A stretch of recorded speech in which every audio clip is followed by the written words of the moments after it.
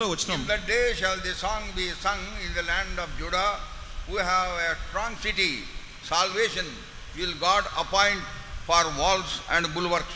ఆ దినమున యూదా దేశములో జనులు ఈ కీర్తన పాడదురు. బలమైన పట్టణం ఒకటి మనకున్నది, రక్షణను దానికి ప్రాకారముగాను బురుజులుగాను ఆయన నియమించి ఉన్నాడు. రక్షణ ప్రాకారం అయిపోయిందంట. రక్షణ ప్రాకారంగా ఉందంట. The salvation that Lord has given unto us, దేవుడు మనకి ఇచ్చిన రక్షణ by itself is a prakaram. It is a hedge around us, protective hedge around us. ఈ రక్షణే మన చుట్టూ సంరక్షించే కంచెగా, ఒక గోడగా ఉంటుందని వాక్యం సెలవిస్తుంది. We have to be within that protection. మనము ఈ కంచె యొక్క పరిధిలో మనం ఉండాలి. If you meditate the cities of refuge, మనము ఇవన్నీ చదువుతూ ఉన్నప్పుడు, ఆశ్రయపురం చదువుతున్నప్పుడు, there as the manslayer enters into the Ashrayapuram, he is safe. ఈ హంతకుడు ఆ ఆశ్రయపురంలోకి వెళ్ళినప్పుడు క్షేమంగా ఉంటాడు. He should go enter into the Ashrayapuram. మనము ఈ ఆశ్రయపురంలోకి వెళ్ళాలి. ఆ వ్యక్తి, that Ashrayapuram is Lord Jesus Christ himself. అయితే ఈ ఆశ్రయపురము యేసుక్రీస్తు ప్రభువారే. In him we are safe and secure in the everlasting arms of the Lord. ఆయనలో మనము దేవుని యొక్క నిత్యమైన హస్తాల్లో సురక్షితంగా క్షేమంగా మనం ఉంటాం. So that is the resort, that is our resort where we can go. నీవు నేను వెళ్ళే విలాసవంతమైన స్థలం లాంటిది, రిసార్ట్ వంటిది అది. So the salvation is a wall around us. మన చుట్టూ రక్షణ ఒక గోడ వలె ఉంది. So we have to be very careful with that wall so that enemy may not attack and destroy that wall of protection. మన చుట్టూ ఉన్న కంచె మరియు గోడ విషయం జాగ్రత్తగా ఉండాలి. ఎందుకంటే సాతాను దాన్ని దాడి చేయకుండా ఉంటాడు. I said in the beginning, ఆరంభ దినముల్లో there is someone who is building a wall around us. మన చుట్టూ ఒక గోడను కట్టువారు కొంతమంది ఉన్నారు.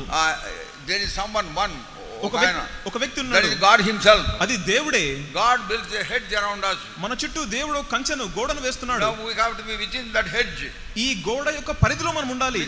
అయితే దేవుని యొక్క మందలోనికి మనం తీసుకొచ్చాడు. So that we may be serviced by the meditation of the word of God and become fine gold for him. దేవుని వాక్యం యొక్క ధ్యానం ద్వారా మనము శుద్ధీకరించబడి పవిత్రమైన సువర్ణం వలె మనం ఉంటాం. But many times it appears we don't feel safe, so you want to break that wall.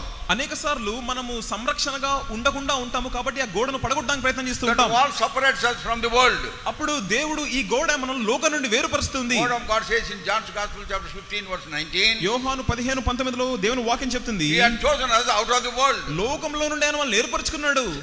1 Peter chapter 2 verse 9. మొదటి పేతురు 2:9లో He called us out of darkness into his marvelous light. ఆయన చీకటిలో నుండి ఆశ్చర్యకరమైన వెలుగులోకి నడిపించాడు. So we have to be in that situation where God has called us. దేవుడు మనల్ని పిలిచిన ఆ స్థానంలో మనం జాగ్రత్తగా ఉండాలి. Many times we are not happy with that.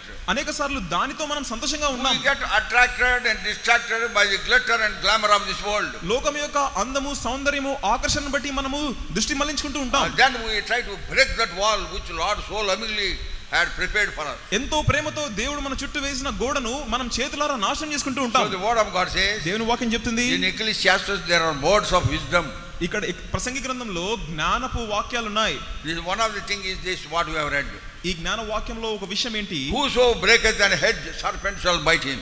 ఈ కంచెను కాయువారు ఒకరు ఉన్నారు అని ఉంది. This can be easily be applied to children of Israel. ఇది ఇజ్రాయెల్ ప్రజలకు ఎంతో సులభంగా మనం అన్వయించవచ్చు. They were delivered from the bondage of Egypt by the mighty hand of God. దేవుని యొక్క బలిష్టమైన హస్తంతో ఐగుప్తులో నుండి బయటికి వచ్చారు. They were led through the Red Sea and the wilderness. ఈ అరణ్యంలో నుండి ఎర్ర సముద్రం గుండా వాళ్ళు వచ్చారు. And they could cross the river Jordan. అయితే యోర్దాను నది దాటారు. Walls of Jericho fell flat by faith. ఎరికో గోడలు విశ్వాసం ద్వారా కూలిపోయాయి. That is how they entered into the promised land. ఈ విధంగా వాగ్దానం చేయబడిన దేశంలోకి వారు వచ్చారు. But they were disobedient to him. అయితే వారు అవిధేయులుగా ఉన్నారు. Many times they did not take his counsel. అనేక సార్లు దేవుని యొక్క సలహాను సూచన తీసుకోలేదు. That is why the kings, the Syrian king and Babylonian kings came and attacked the children of Israel and children of Judah. అందుకే యూదా ప్రజలను, ఇశ్రాయేల్ ప్రజలను అస్సిరియా మరియు బబులోను రాజులు వచ్చి నాశనం చేస్తూ వచ్చారు. And they have taken them as captives. వారిని చెరగా తీసుకొని పోయారు. That is the history of the church, history of the building, history of the children of Israel. ఇక్కడ మనం చూసినట్లయితే ఇది వీరి యొక్క చరిత్ర అయింది. God protected them. దేవుడు వారిని సంరక్షించాడు. Delivered them from bondage of Egypt. ఐగుప్తు యొక్క బానిసత్వం నుండి విడిపించాడు. Now they landed themselves in the Babylonian captivity. అయితే దాని తర్వాత వారే బబులోను చెరలో వారికి వచ్చారు. It is because of their willful disobedience. వారి యొక్క తీవ్రమైన అవిధేయతను బట్టి, willful disobedience. వారి స్వయంగా వారు చేసుకున్న అవిధేయతను బట్టి, it is their own doing. వారి స్వంత కార్యం అది. But yet God did not leave them. అయినప్పటికీ దేవుడు వారిని విడిచిపెట్టలేదు. Now what is our state? ఇప్పుడు మన పరిస్థితి ఏంటి? God has built a hedge around us. దేవుడు మన చుట్టూ కంచెను వేశాడు. There is someone who is wanting to break that hedge. అయితే ఈ కంచెను కొట్టువాడు ఒకడున్నాడు. ఎవరు? తెలుసులే. You know, many churches in India. ఇండియాలో అనేకమైన చర్చిలు ఉన్నాయి. But do you have that hedge around you? అయితే నీ చుట్టూ ఈ కంచె ఉందా? You are within the discipline of the church. నీవు సంఘము యొక్క క్రమశిక్షణలో ఉండాలి. Anybody who breaks that wall of protection, ఈ సంరక్షణ గోడను ఎవరైనా పగలగొడితే they are open to the onslaught of the enemy. అయితే సాతాను యొక్క కుతంత్రములకు దాడులకు they are going naked into the battlefield. ఈ వీరి సాతాను యొక్క యుద్ధ రంగంలోకి వాళ్ళు వెళ్తూ ఉంటారు. Without any protection whatsoever. ఏదైనప్పటికీ ఈ సంరక్షణ జాగ్రత్తగా చూసుకోవాలి. That is how you are defeated by Satan. ఈ విధంగా నీవు సాతానుతో ఓడించ